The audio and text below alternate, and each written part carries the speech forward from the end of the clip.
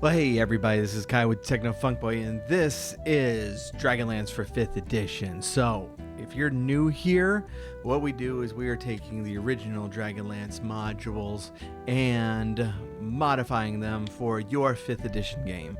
I like to think that as we go, we're also upgrading it a little bit, adding a little spice to this already great adventure, and just filling out some of the world as we go to give you some tips as a dungeon master who is trying to run this game, to give you some pointers on how I played the game, what worked for me and what didn't work.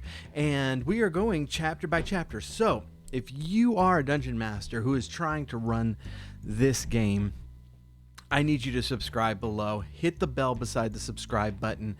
You are going to want to follow us along. We're going chapter by chapter through the books, as well as having some other videos along the way that's going to help you out a lot. Also, if you just really love Dragonlance and really enjoy this kind of stuff, then please do subscribe below.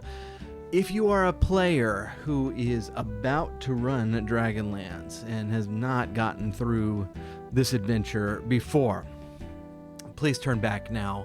By all means, send your dungeon master my way. But as much as I love you, and I do want you to subscribe to my channel, this is not for you because there will be heavy spoilers along the way. We're in Dragons of Despair. That is the first module. We're actually in chapter 2. We discussed chapter 1 previously. I'll throw that link up in the corner over there. And so if you haven't seen that, check that out. We've also gone over some stuff that's going to be important in this particular episode, because we're going to be dealing with some draconians now. We're going to deal with a lot of them, and so these are first edition enemies, and we've got to deal with them in 5th edition here. And so we have actually gone over Blue Crystal Staff, the Staff of Magius, and Draconians all in the same video. Please go. I'll try to throw that link as well up here, and please go check that out. And that way you will be all up to date on that. So let us jump over to the map. Now, we are going to, last time, in chapter 1 is basically all of the land everywhere. And once you get actually to the swamp that is surrounding the ruins of Zaxxaroth, that is when we get into chapter 2. Chapter 2 is going to be the swamp. Chapter 3 is going to be the first 2 levels of Zaxxaroth, and Chapter 4 is going to be the final level of Zaxxaroth. Zaxxaroth is a beast, and it is a great dungeon, and it's got a lot of personality that I really like. Now, let me give you just a really brief overview of Zaxxaroth. 300 years ago, there was the Cataclysm, and the Cataclysm just destroyed this whole area of the map. Zaxxaroth used to be landlocked. There wasn't near any sea at all, but the Cataclysm came up right to the edge of the town and actually took half the town down into the depths with it, and it created New Sea, which is what you are seeing on the east side of the map. This is an ocean that is brand new after the Cataclysm. Zaxxaroth, therefore, obviously, is no longer inhabited. It is just decimated by this tragedy. Some parts of the town remain here on the surface, but this whole area has just become a swamp now, with water flowing over the edge into the New Sea. Part of it is actually down, is like on the side of the cliff, and it actually wedged upside down, and then some of it actually sank into and underneath the sea, and is there awaiting our arrival. Now this place has now it's now now the kind of the base of the operations for the draconians, but this has been sitting here empty for 300 years, and so there's no like treasure in this area. There's no treasure on the upper areas of Zach Saroth. You have to, as a DM, you have to think, wow, that rogues of all sorts have kind of combed through this whole area and picked out everything. So there's not actually a lot to find here except a bunch of old rocks. You're going to see on the map, and this is the map from the book. As a reminder, this module is available on Drive-Thru RPG to purchase. You can also buy I believe it's actually second edition. They bound all the first 4 modules together into a collection. That's the Classics Volume 1. It's a bit more bang for your buck there, and so I highly recommend getting those things. But this is the map from the book. You're going to notice a lot of labels on here, and a lot of those are just pointing out different ruins from this sea. Tracy Hickman wrote a lot of history into this dungeon, which is one of the reasons it's so very cool. I'm not going to go through all of this stuff. You're going to go through it yourself, but there's a few things that we need to touch on. First of all, and if you've stuck with me during these videos, you know that that this is an issue. What do we do? Do we have new characters that started out at level 1? In that case, they're probably coming in here at level 2. This area is not made for level 2s. It is made for level 5s. And so you're going to need to do some scaling. There are a lot of draconians in here. Which brings up actually the second point. That's actually the aspect I don't like about this. Because there's a sense of foreboding going in here. The players don't know what's going on. They can find some draconians out in the wild, but I don't even like doing that. I like for them to find tracks, to hear tales, but this is going to be the first time they're actually encountering these things in my game. And I want that tension to build, to keep going. And in the module, this is an elongated battle going into the Plaza of Death, and I'm not the biggest fan of that. I prefer to cut down on the number of draconians, especially because my players were actually low level. They were level 2 because we did start them at level 1. I liked to do that with them, but then just to let the atmosphere be the driving force here, because it's a very cool atmosphere. So that's the first thing we need to touch on. The first area they're probably going to visit, if they get captured, this is actually where they are going to be brought. And if they have not been captured and they're just on their way, they're definitely going to run across this spot. You can technically get around it, but that's where everybody is, and they're chanting and stuff. So you definitely want to be here. So this is in the book called The Temple of Boz, and this is a bunch of draconians, and they have like this big giant figure of a dragon that is constructed of wood and has this pitch all over the outside to make it look black. If you read the book, there seems to, like, the draconians are confused as to whether it's real or not. That's that's not my favorite, way to play that, I totally just see this as an idol, but there is a way to kind of get into the back of it, and there's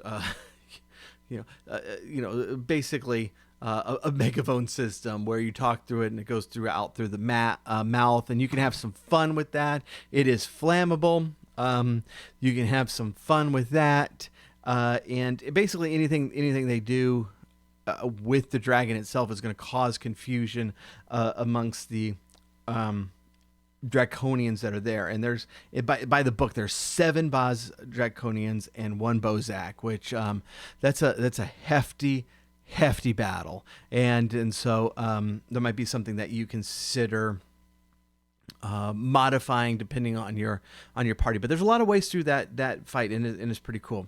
My players did not find this. I imagine that there's a lot of players who might miss this.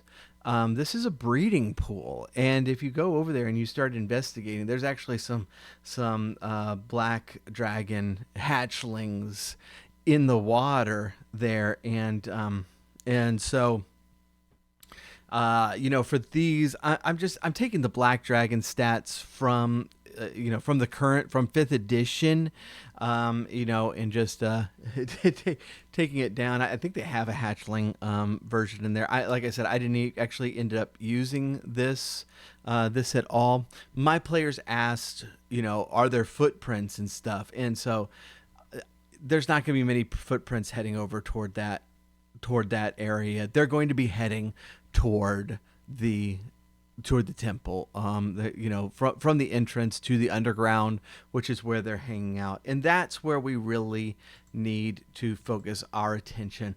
This is the climax of chapter 2. This is the Plaza of Death, and this is very famously when they did the test run for the original game, that Tracy Hickman ran with TSR employees and friends. They had a total party wipe right here, and that can totally happen. It can totally happen. So what happens here is, of everything that is on this level, this courtyard and the temple that it's in front of is the most intact thing here. And that temple is going to be important in the next chapter, but we're not going to be there in this video. But the courtyard is very important.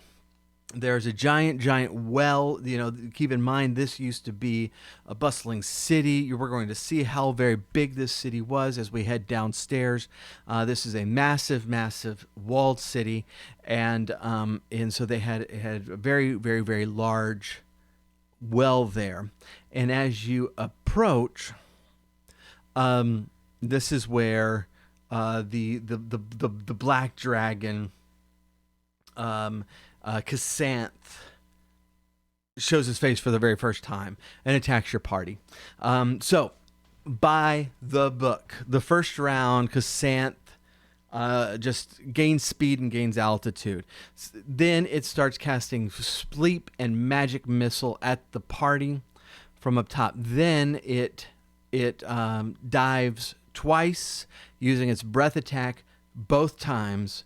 Then, kind of feeling like it is too exposed, and this is a feature of black dragons, is that they don't really like to be exposed in the open like this.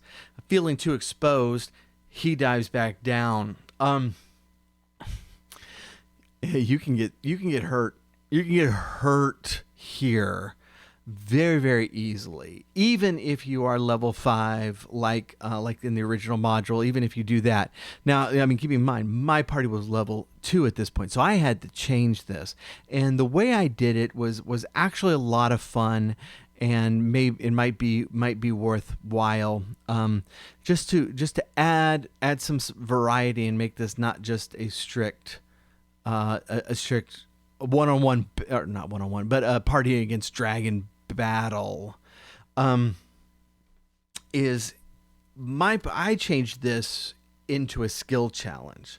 Now, if you remember, my party had a couple of NPCs with them, which was Gold Moon and Riverwind. I didn't mind having those NPCs there, but I didn't want them to stay, because one thing that just really annoys me about certain games is when that game becomes the NPC's story, and the player characters are actually just supporting cast. That I don't want to be part of those games. I don't want to run those games. And so I don't mind having Gold Moon start the quest off, but this is the player's story. This is not Gold Moon's story. And if you've read the book or if you read the module, this is Gold Moon's story. So we got to get rid of her. And this is the place that I decided that was going to happen. And it's the same thing with possibly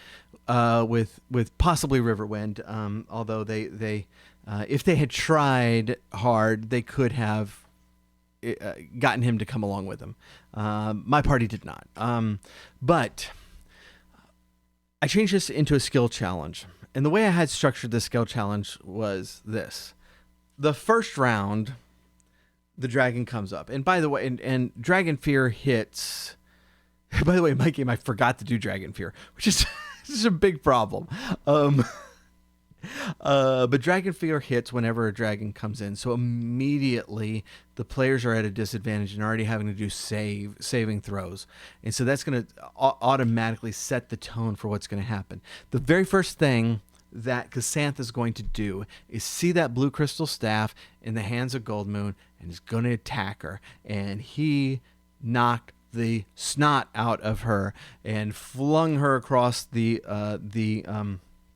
plaza into a stone wall, and I described the breaking of bones.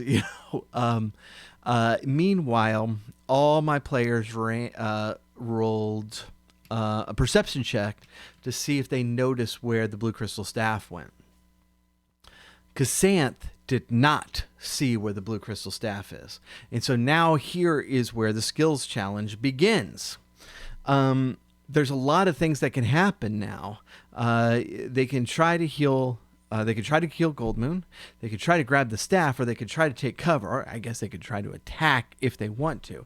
But in any case, my players are going to pick a skill to use, and they can only use the same skill once. They can't just keep repeating the same skill, and then they are going to roll. And if they succeed, then not only do they succeed in what they're doing, but they are safe from Cassantha's attack at the end of the round. I did not have Cassantha use breath attack because that would have been a doozy. But he did smack them pretty hard. I kind of made a thing where it was going to be a 2-hit thing. I actually probably would just straight out roll next time, and just take damage even if it's a 1-hit knockout, because I felt my fight with Cassantha was a lot of fun, but it was a little too short and it wasn't dire enough. Cassantha does have, you can have him have 2 attacks. You can, according to the book, or you can have 1. But the only viable targets are the people who failed their failed their skill challenge roll that particular round.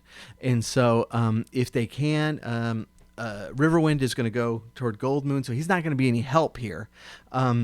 If they can get to Gold Moon. By the way, Gold Moon is legitimately rolling death saves. I did not decide beforehand whether Gold Moon was going to live or die, and it totally had the option that if they could get to Gold Moon and heal her somehow, that they would save her life.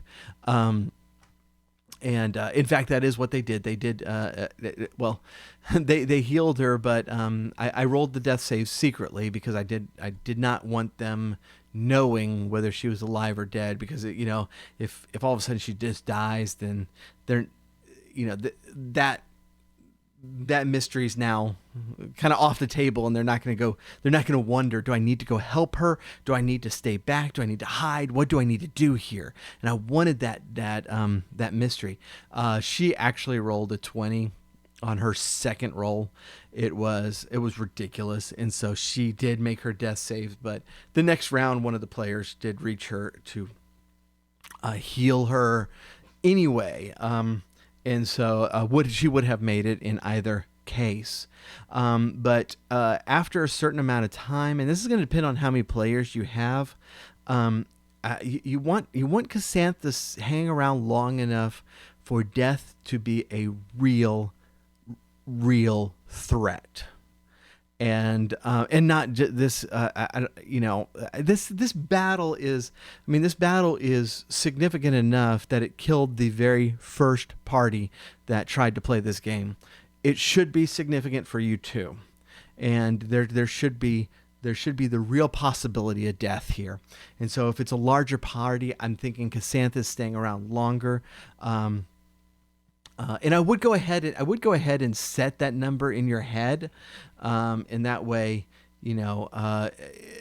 there's always room for the DM that it's like if if 4 out of 5 party members are knocked unconscious and the other one has 1 hit point, but Chrysanthus is still supposed to hang around for 3 more rounds, you might go ahead and cut that one short. You don't necessarily just because Tracy Hickman had a total party kill here doesn't mean that you should want to. But if I went ahead and I set the number of rounds beforehand, and when that was over, Chrysanthus is getting.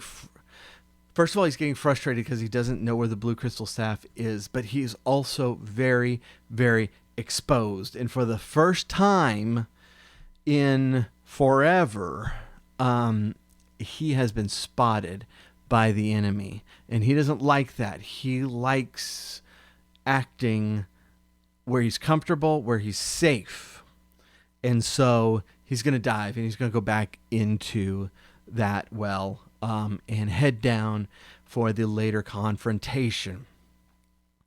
And that is chapter 2. Now, if you play it like I did, and you have an NPC, Gold Moon there, she can be magically healed from the staff, but I did make it so that her significant broken bones, do still need time to mend. It's a plot device to get her out of the way. You can have a very touching scene there where she hands over control of the blue crystal staff to the players, who are actually probably already holding it, but they probably are trying to give it to her, and you can have a moment there where she's like, no, it's up to you now. And Riverwind, in my game, wants to stay with Gold Moon. If they had tried to convince him that she'd be safe there and just to come with them, if they had rolled a persuade high enough, he would have gone with them. It's a very, very strong NPC. They did not, in my case. That's up to you. Now, of course, if you're playing original characters and Gold Moon and Riverwind are player characters, then yeah, sure, play it like normal. That's fine. That's just one way I thought of that I could introduce the blue crystal staff traditionally, that Riverwind had found it here in Zaxxaroth, and he and Gold Moon have gone through all of the problems where they were kicked out of their tribe for being crazy witches or whatever the case may be, but still make it the player's story and not their story. And so that worked out actually very, very well, and we were pleased with the results. That is chapter 2. I'm going to tell you what we just did, and we are actually not that far ahead of these videos. We are in book 2 right now, but I had a character since we started at level 1. I have a wizard character who had not taken the test yet, and we just did the test. And if you are curious on how to run the test of high sorcery, I think the solution that I did was really neat. And so that video will be coming up. We're gonna get through Zaxxroth first, and in the first couple of the first chapter of book 2. But by then we're actually going to get over toward Qualinesti, and it's a really good opportunity to have your wizard take the test. And after having done this, if I run this game again, I'm doing this every time. It was a absolute blast. And so I want you to hang on. If you haven't hit that subscribe button, hit that subscribe button, because that will be coming as we get through these chapters, and there's not long to go. So I appreciate you tuning in. If you I'm going to start putting the Discord server information down there. On this channel, we do retro video games, a little Dungeons and Dragons. The Discord channel is the same way. Please come hang out with us there. If you have questions on this, feel free to write comments down there. But jump on Discord too. I'm in and out all day long. I'll be happy to kind of discuss Dragonlance with you anytime. But I really do appreciate you coming to hang out here. This is a great adventure, and it's one that I definitely don't want it to be lost to time. And so, as if I can help people run this campaign successfully, I'll be very happy with that. And so, appreciate it, and we will catch you next time.